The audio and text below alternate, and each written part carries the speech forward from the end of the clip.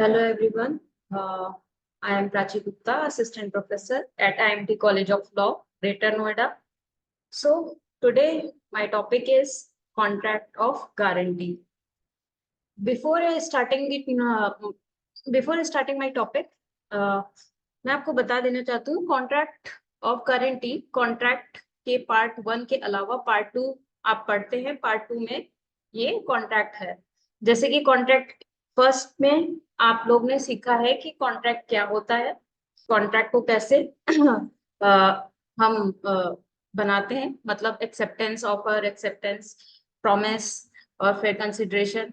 ये सब चीज के बाद एक कॉन्ट्रैक्ट एग्रीमेंट होता है, फिर वो लॉस एनफोर्समेबल होने के बाद वो कॉन्ट्रैक्ट में चेंज होता है। तो इसेंशियल एलिमेंट्स जो भी हैं वो हम ऑलरेडी पढ़ चुके हैं। सेकेंड पार्ट में हम स्पेसिफिक कॉन्ट्रैक्ट या उसके कुछ काइंड्स हैं वो जानते हैं, जिसमें कि पहले इंडेमनिटी का कॉन्ट्रैक्ट था, वो हमने लास्ट लेक्चर में कवर किया था। इस लेक्चर में हम कॉन्ट्रैक्ट ऑफ गारंटी के बारे में थोड़ा सा जानते हैं कि कॉन्ट्रैक्ट ऑफ गारंटी क्या है। ठीक है, तो देखते हैं कॉन्ट्रैक्ट ऑफ गारंटी। इसमें हम क्या पढ़ेंगे? We will discuss in this introduction, then what is the contract of guarantee, after that judicial pronouncement cases, and then elements of contract of guarantee, after that kinds of guarantee, and at last revocation of contract of guarantee, और फिर conclusion. ठीक है, तो start करते हैं अपना contract of guarantee. जैसे कि गारंटी के वर्ड से ही आप समझ पा रहे हैं कि इसमें कुछ सिक्योरिटी की बात होगी, किसी अश्योरेंस की बात होगी। हाँ, तो इसमें वैसे ही ब्लैक क्लॉज डिक्शनरी ने इसे डिफाइन किया है। The term guarantee as assurance that a legal contract will be duly enforced. और हमारे कॉन्ट्रैक्ट में, कॉन्ट्रैक्ट के एक्ट में सेक्शन 126 में इसकी ब्रीफ डेफिनेशन बताई गई है, जिसे हम पढ़ते हैं। Contract of guarantee are mostly required in a case when a party requires a loan. इसकी जरूरत कब पड़ती है ये इसमें बताया गया है, बट 126 में इसकी डेफिनेशन दी गई है जो कि इस तरह है। Indian contract act defines a contract of guarantee as a contract to perform the promise और discharge liability or defaulting party in case he fails to fulfil his promise. क्या देखिए, कॉन्ट्रैक्ट ऑफ गारंटी में और indemnity, indemnity में दो party थी, last lecture में हमने देखा था। कॉन्ट्रैक्ट ऑफ गारंटी में तीन पार्टी हो जाती है। तीन पार्टी मतलब तीन पक्षकार होते हैं इस कॉन्ट्रैक्ट में। कौन कौन होते हैं? नंबर 1 होता है प्रिंसिपल डेबिटर, नंबर 2 होता है क्रेडिटर, नंबर 3 श्योरिटी या गारंटर। तो इसको हम एक इलस्ट्रेशन से और अच्छे से समझ पाएंगे। पहले हम जान लेते हैं इसके एलिमेंट क्या है, इसमें क्या क्या होना जरूरी है एक कॉन्ट्रैक्ट ऑफ गारंटी में। So as a contract to perform the promise और discharge liability of defaulting party in case he fails to fulfil his promise. देखिए, मान लीजिए अगर कुछ इस तरह का कॉन्ट्रैक्ट है जिसमें कि एक पक्षकार दूसरे पक्षकार के किसी भी कार्य के ना कर पाने पर वो जो भी नुकसान होगा या जो भी नुकसान पहली पार्टी की होगी वो दूसरी पार्टी उसे गारंटी करेगा। अगर इस तरह की कोई सिचुएशन क्रिएट होती है तो पहला पक्षकार उसे कंपनसेट करेगा या फिर वही क्षतिपूर्ति करेगा। सो इसमें पार्टीज कौन कौन है ये देख लेते हैं। Here, 3 parties are there. Number 1, principal debtor. कौन है principal debtor? The one who borrows or is liable to pay and whose default the guarantee is given.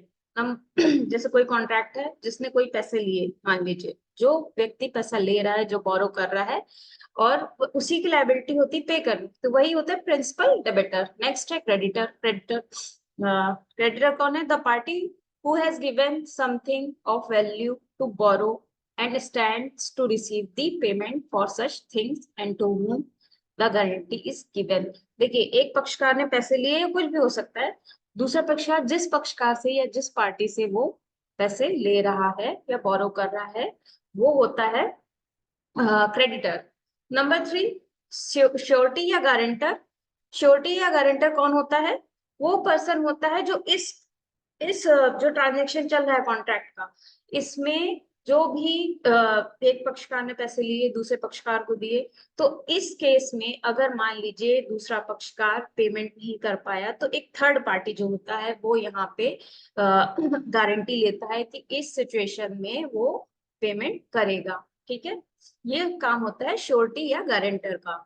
ठीक है, as we can understand, a contract of guarantee is a secondary contract that emerge from a primary contract between the creditor and principal debtor। देखिए पहला तो जो contract है, पहला contract दो लोगों के बीच में है जो प्रिंसिपल डेबिटर और क्रेडिटर है, दूसरा वाला होता है श्योरिटी गारंटर, उसका रोल सेकेंडरी होता है, इसमें इसका रोल सेकेंडरी होता है। ठीक है, नेक्स्ट है, नेक्स्ट स्लाइड पे आते हैं। हाँ, इलस्ट्रेशन से थोड़ा आपको और थोड़ा क्लियर हो जाएगा। क्या है, Ankita advance a loan of 70,000 to Pallav. ठीक है, अंकिता ने 70,000 पल्लवी को दिए हैं। Srishti who is the boss of Pallavi promises in case of Pallavi fails to repay the loan. देखिए यहाँ पे इस केस में सृष्टि जो उसकी बॉस है वो उसकी गारंटर हो गई है कि अगर सृष्टि वो पैसे देगी, सृष्टि वो पैसे देगी अगर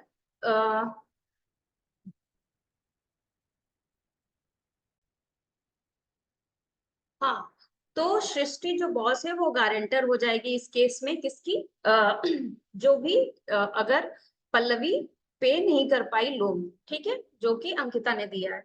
तो इसमें तीन पार्टी हो गई हैं। In this case contract of guarantee created and Ankita is the creditor, Pallavi principal debtor और सृष्टि क्या है, श्योरिटी। उसने श्योरिटी दी, वो गारंटर है। ठीक है, contract of guarantee may either be oral or written. It may be express implied from the conduct of the parties। देखिए ये written भी हो सकता है और oral भी हो सकता है। ये oral होगा तो implied situation से expressly अगर बता दिया है तो कोई प्रॉब्लम नहीं होती। implied में हम लोग circumstances को ध्यान में रखते हैं। ठीक है, नेक्स्ट स्लाइड पे हम देखते हैं केस, इसके बारे में जो एक रिलेवेंट केस है, केस है PJ Rajappan versus associate industry का, जिसमें कि the guarantor having not sign the contract of guarantee wanted to frizzle out the situation. He said he did not stand as a surety for the performance of contract. Evidence shows the involvement of guarantor in the deal and had promised to sign the contract। देखिए आपने अगर verbally भी बता दिया है, भले आपने sign नहीं किया है, लास्ट में आप मुकर जाते हैं तो आप स्टॉपेल का रूल आप पे लगेगा और आप उससे मुकर नहीं सकते। आपको उस केस में, इस सिचुएशन में गारंटर की भूमिका अगर आपने एक्सेप्ट की है तो आप उससे पीछे नहीं हटेंगे, आप लायबल होंगे। ठीक है, the Kerala high court held that the contract guarantee is a tripartite agreement involving the principal debtor surety and creditor in a case where there is evidence of involvement of guarantor. द mere fail on his part is not signing the agreement is not sufficient to demolish otherwise acceptable as a evidence of his involvement in transaction, leading to the conclusion that he guaranteed the due performance of the contract by the principal debtor। So at last, when a court has to decide whether a person has actually guaranteed the due performance of the contract by the principal debtor, all the circumstances concerning the transaction will have to be necessarily considered। देखिए अगर कोई भी चीज expressly है तो उसमें कोई problem create होती नहीं है, बट जहां बात होती है इम्प्लाइडली, इम्प्लाइडली के केस में अगर कुछ भी क्लियर नहीं है रिटर्न में या ओरली, तो बात थोड़ी सी डाउट में रहती है। ऐसे में कोर्ट जो है डिसाइड करती है सर्कमस्टांसेस एविडेंस को अपने को कंसिडर करती है ये जानने के लिए क्या वहां पे क्रिएट हुआ था कॉन्ट्रैक्ट इस तरह का कि नहीं। सो इसी केस इस केस में राजप्पन के केस में भी ऐसे ही हुआ था और अल्टीमेटली उसे गारंटर माना गया था। ठीक है, इसके एसेंशियल एलिमेंट हम देख लेते हैं कि क्या क्या एलिमेंट है। So they must made with the agreement of three party, तीन पार्टीज होनी चाहिए, हम जानते ही हैं कौन कौन होता है, principal debtor creditor and surety, जिसमें कि एक उधार देता है या एक लोन देता है, दूसरा लोन लेता है, तीसरा उसकी गारंटी देता है। ठीक है, कंसिडरेशन, कंसिडरेशन हम लोग ने पढ़ा है पहले ही, कॉन्ट्रैक्ट के फर्स्ट पार्ट में हम ऑलरेडी डिस्कस पढ़ चुके हैं कि कंसिडरेशन लीगल होना चाहिए, है ना, उसकी कुछ वैल्यू होनी चाहिए in eye of law. So according to section 127 of the act, anything is done or any promise made for the benefit of principal debitor is sufficient consider for the surety. ठीक है, surety के लिए, surety मतलब third party, यहाँ पे तो दो लोग के बीच ट्रांजेक्शन हो रहा है, वहां पे कंसिडरेशन होगा, एक का बेनिफिट होगा, एक का नहीं, एक को कुछ पैसे मिल रहा है या इंटरेस्ट मिल रहा है, तो वहां पे कंसिडरेशन है। बट जो तीसरा कॉन्ट्रैक्ट बन रहा था वहां पे कंसिडरेशन क्या है, वहां पे ये है कंसिडरेशन कि anything is done or any provision made for the benefit of principal debtor. Principal debtor के लिए जो कुछ भी बेनिफिट हो रहा है वही ही सफिशिएंट ग्राउंड है कंसिडरेशन का, किसके लिए, श्योरिटी के लिए, फॉर गिविंग दिस गारंटी। ठीक, the consideration must be a fresh consideration given by the creditor, not as a past consideration. It is not necessary that guarantor must receive any consideration, and something when tolerant on the part of creditor in case of default is also enough consideration. ठीक है, चलिए next है liabilities. ये essential element है। Liabilities में क्या है, इन contract of guarantee the liability of surety is secondary. देखिए पहला तो प्रिंसिपल डेबिटर और क्रेडिटर के बीच ही कॉन्ट्रैक्ट हो रहा है। देखिए अगर क्रेडिटर को प्रिंसिपल डेबिटर जो भी उसने लोन लिया है उसे दे नहीं पा रहा है, चुका नहीं पा रहा है, तब ये सेकेंडरी लाइबिलिटी आती है इस पे, श्योरिटी या गारंटर पे। प्राइमरी तो यहीं पे कॉन्ट्रैक्ट हो रहा है तो उन दोनों के बीच में, सेकेंडरी किस पे है, सेकेंडरी आती है गारंटर पे। ठीक है, इन contract guarantee the liability of surety is secondary. This means that since the primary contract between the creditor and principal debitor, the liability to fulfill the terms of contract lies primarily with the debitor, principal debitor। principal debitor पे ही primary liability की वो पहले अपना जो भी उधार लिया उसे क्लियर करे। ठीक है, हाँ फिर नेक्स्ट इसका चौथा पॉइंट क्या है, essential element presupposes the existence of debt। Existence of debt.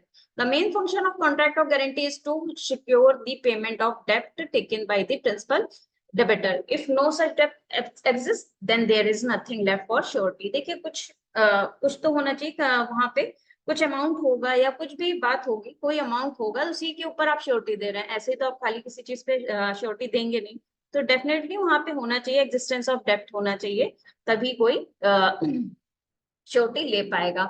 सो अगर कोई इस तरह का उधार है, लोन है, उसमें अगर वो टाइम बार्ड हो जाए या फिर वॉइड हो जाए, तब इस केस में श्योरिटी की कोई भी लाइबिलिटी नहीं बनती है। ये इस केस में भी डिसाइड हुआ था, Son versus Bank of Scotland, कि अगर वहां पे डेप्ट नहीं है या फिर वो टाइम बार्ड हो गया है, वॉइड हो गया, तो वहां पे कोई भी लाइबिलिटी नहीं एग्जिस्ट करेगी। ठीक है, नेक्स्ट है, it must contain all essential element of valid contract. Valid contract के जो भी एलिमेंट है, जैसे कि क्या क्या, फ्री कंसेंट होना चाहिए, वैलिड कंसिडरेशन होनी चाहिए, एक्सेप्टेंस होना चाहिए, इंटेंशन होना चाहिए, किस तरह का कि आप एक लीगल रिलेशनशिप बिल्ड करना चाहते हैं। ठीक है, फ्रॉड और जो भी बाकी के 14 से 17 18 तक है कि हाँ फ्रॉड नहीं होना चाहिए, कंसीलमेंट नहीं होने चाहिए फैक्ट्स के, वो सब चीजें भी बताई गई हैं। इलीगल इलीगल कोई भी कंसिडरेशन नहीं इसमें होना चाहिए। ठीक है, तो ये सेक्शन 23 25 इन सबको भी ध्यान में रखना होगा कि वैलिड कॉन्ट्रैक्ट के लिए इन सब चीजों को एलिमिनेट कर दें। ठीक है, कोई भी इलीगल काम को आप प्रमोट करने के लिए भी कोई कॉन्ट्रैक्ट नहीं कर सकते हैं। तो पार्ट 1 में जो भी कॉन्ट्रैक्ट के लिए, वैलिड कॉन्ट्रैक्ट के लिए एसेंशियल एलिमेंट है, वो सब आप ध्यान में रखेंगे किसके पहले, कॉन्ट्रैक्ट ऑफ गारंटी बनाने से पहले, कि वो भी फुलफिल होना चाहिए। ठीक है, फिर नेक्स्ट है no concealment of the fact. कोई भी फैक्ट को छुपाना नहीं चाहिए किसे, क्रेडिटर से और इससे गारंटर से। The creditor should disclose to the surety the fact that they are likely to affect the surety's liability. देखिए क्योंकि लायबिलिटी ले रहा है श्योरिटी, तो ये चीज आप ध्यान रखिएगा, श्योरिटी अगर लायबिलिटी ले रहा है तो उससे कोई भी चीज आप छिपा नहीं सकते, कंसीलमेंट करें या मिस रिप्रेजेंटेशन करें, तो फिर ऐसे में वो उसकी लायबिलिटी बनेगी नहीं। अगर वो सभी चीजों को जानता नहीं है तो वो क्यों अपनी लायबिलिटी दे। ठीक है, तो अगर आप कुछ छुपाएंगे तो यहाँ पे उसकी लायबिलिटी तय नहीं हो पाएगी। ये जरूरी नहीं कि सभी चीजें उसे पता हो, बट हाँ ऐसी चीजें, ऐसे मटेरियल फैक्ट होने चाहिए जो कि छुपाने से उसकी लायबिलिटी कम हो सकती है। ठीक है, उन चीजों को आपको डिस्क्लोज करना जरूरी है। ठीक है, Next है no representation, no misrepresentation. The guarantee should not be obtained by misrepresenting fact to surety. ये दोनों चीजें थोड़ा ध्यान देने वाली है श्योरिटी के लिए, खासकर कंसीलमेंट ऑफ फैक्ट नहीं होना चाहिए, मिसरिप्रेजेंटेशन नहीं होना चाहिए, क्योंकि वहां पे तय कर रहा है श्योरिटी के ऊपर जिम्मेदारी है, भले सेकेंडरी है, बट वहां पे क्योंकि वो पार्टी नहीं है, उसको कुछ यहाँ पे मिल नहीं रहा है, जबकि जो प्रिंसिपल डेबिटर है उसे जो भी लोन मिल रहा है तो उसे कुछ फायदा हो रहा है, बट यहाँ पे सिर्फ कोई फायदा नहीं हो रहा है कि कोई इंटरेस्ट मिल रहा हो, कुछ भी मिल रहा है, यहाँ पे वो गारंटी दे रहा है प्योरली। सो उससे कोई भी फैक्ट छुपाना नहीं चाहिए, अदरवाइज वो लाइबल नहीं होगा। ठीक है। नेक्स्ट है काइंड्स ऑफ गारंटी, किस तरह की गारंटी है यहाँ पे। कॉन्ट्रैक्ट ऑफ गारंटी में classified into two types, number 1 specific और नंबर 2 continuing guarantee. ठीक है।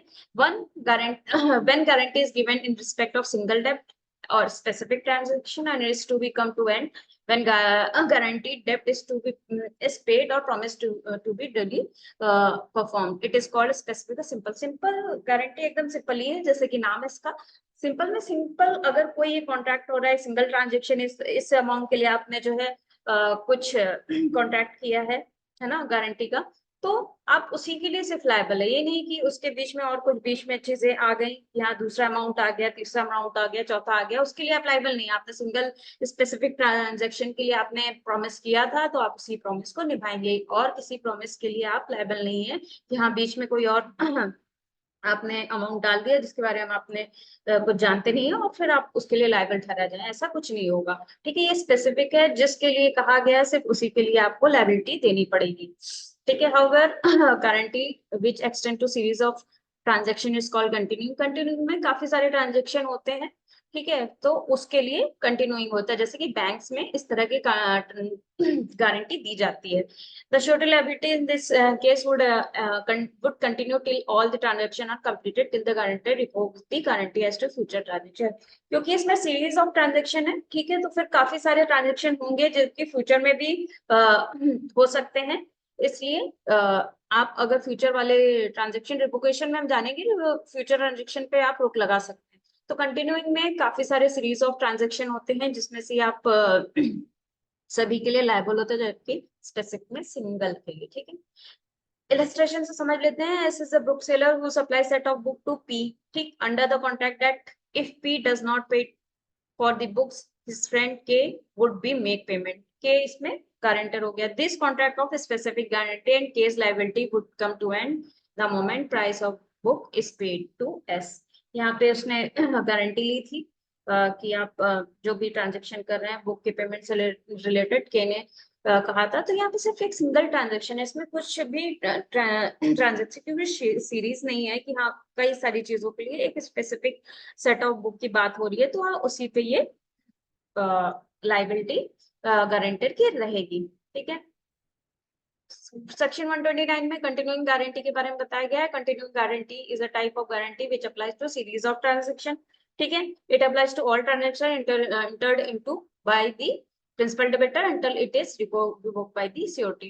Therefore, banker always prefer to have continuing guarantee so that guarantor liability is not limited to the original advance and would also extend to all the subsequent debt. देखिए future में भी यहाँ पे continuing में count होगा। The most important feature of the continuing guarantee is to apply to all series of separable distinct transactions. सभी तरह के ट्रांजेक्शन अलग अलग भी रहेंगे और एक दूसरे से विशिष्ट भी रहेंगे। ठीक है। Therefore, when a guarantee is given for entire consideration, it cannot be termed as continuing guarantee. Specific होगा तो वो अलग होगा। ठीक है। इसका इलस्ट्रेशन देख लेते हैं। के gave his house to S on a lease for the 10 year on specified lease rent। ठीक। इसमें क्या है, P guaranteed that S would fulfill his obligation। P यहाँ पे गारंटर है। तो after 7 years S stop paying the lease for rent, K sued him for payment for rent। Then क्या हुआ, P gave a notice revoking his guarantee for remaining 3 years। क्योंकि future की बात हो गई, इसमें 10 साल के लिए था, जो अभी 7 साल के बाद 3 साल बचा रह गया फ्यूचर के लिए, उसने अपना रिवोक करने के लिए नोटिस दिया। P would not be liable to revoke his guarantee because the lease for 10 years is entire indivisible and considered it cannot be classified as series transaction and is hence is not a continuing guarantee. इस case में भी इसे specific ही guarantee माना गया, simple guarantee माना गया, continuing नहीं माना गया क्योंकि फ्यूचर ट्रांजैक्शन के लिए वो लायबल रहेगा, क्योंकि उसने एक साथ यहाँ पे पहली लाइन में देख लीजिए 10 साल की स्पेसिफिक लीज के लिए उसने प्रॉमिस किया, तो वो अपने प्रॉमिस से बाद में पीछे नहीं हटेगा। रिवोकेशन की बात करते हैं हम। रिवोकेशन मतलब एंड करना, हम कैसे एक कॉन्ट्रैक्ट ऑफ गारंटी को एंड कर सकते हैं। So far as guarantee given for the existing debt is concerned, it can be revoked as soon as an offer is accepted. It become final. However, continuing guarantee can be revoked for the future transaction. In that case, the surety shall be liable for the transaction which have already taken place. तो अ contract of guarantee can B revoked by two mediums. एक तो हो गया notice देके, एक होता है death, second होता है दैट। तो पहला नोटिस देके हम कैसे इस कॉन्ट्रैक्ट को एंड कर सकते हैं, रिवोक कर सकते हैं। Continuing guarantee can be removed by the giving notice to the creditor. Creditor को नोटिस देके हम अपनी लायबिलिटी से बच सकते हैं, but this applies only to future transaction. जो ऑलरेडी हो चुका है उसके लिए नहीं, फ्यूचर ट्रांजैक्शन के लिए आप अपनी लायबिलिटी को खत्म कर सकते हैं। By just giving a notice the surety can not wave of his responsibility and still remains for the all transaction that has been placed before the notice was given by him। देखिए पहले इसको divide कर लेंगे, notice देने के पहले और बाद के ट्रांजेक्शन जिसके लिए वो एग्री हो जाए फ्यूचर ट्रांजेक्शन के लिए, तो वहां से वो लायबिलिटी छोड़ सकता है। बट जो अभी तक के क्योंकि वो एक लायबिलिटी में बंधा हुआ था, तो जो पास्ट में हो चुके नोटिस देने के पीरियड तक के लिए वो लायबल होगा। ठीक है। If contract for guarantee includes a clause that notice of certain period of time is required before the contract to revoke, then the surety must comply with the same as in this case it is also decided कि आप जानते हैं contract आप कर रहे हो तो उसमें आप क्लॉज इंक्लूड कर सकते हो, वो वैलिड होना चाहिए वो क्लॉज भी। तो आप क्लॉज उसमें इंक्लूड कर सकते हो कि आप नोटिस देने का अगर कोई पीरियड रखना चाह रहे हैं, कोई टाइम पीरियड रखना चाह रहे हैं, तो आप उसे भी मेंशन कर सकते हैं। ठीक है। सेकेंड है bye death of the surety, ये सेक्शन 131 में है। क्या है? unless there is contract to contrary, the death of surety operate as a revocation of continuing guarantee in respect to the transaction taking place after the death of surety due to absent of contract। देखिए इसमें भी बात की गई है कि हाँ death के बाद, डेथ के पहले के लिए नहीं। डेथ के पहले के लिए आप लाइबल होंगे, डेथ के बाद में आपके जो भी ट्रांजेक्शन है उसके लिए आपकी लाइबिलिटी खत्म हो जाएगी। However his legal representative will continue to be liable for transaction enter into before his death time period, मतलब बिफोर डेथ के पहले के लिए आप लाइबल हैं।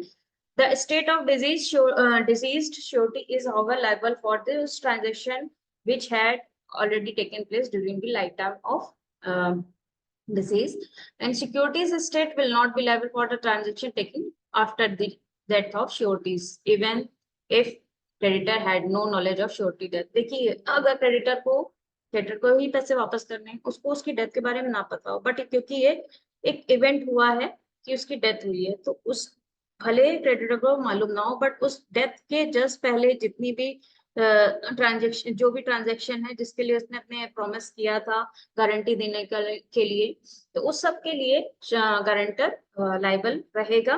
बट डेथ के बाद के टाइम पीरियड या जो भी ट्रांजेक्शन हुआ है जिस चीज के लिए भी, वो लाइबिलिटी नहीं रहेगी। ठीक है। तो इन दो तरह से हम रिवोकेशन कर सकते हैं। पीरियड ऑफ लिमिटेशन क्या है? State of Bank of India versus Nagesh Hariyappa Nayak के केस में बताया गया है 3 ईयर इसकी पीरियड ऑफ लिमिटेशन है। ठीक है। नेक्स्ट है राइट्स ऑफ श्योरिटी। श्योरिटी के राइट्स हैं, राइट्स अगेन प्रिंसिपल डेबिटर क्या है, क्रेडिटर क्या है, को श्योरिटी क्या है। Right of surety on payment of डेब्ट और right of subrogation। The right of subrogation means since the surety has given as guarantee to creditor and the creditor after getting the payment is out of sin, the surety will now deal with the debtor as he is a creditor. Hence the surety has to right to recover the amount which he has paid to creditor।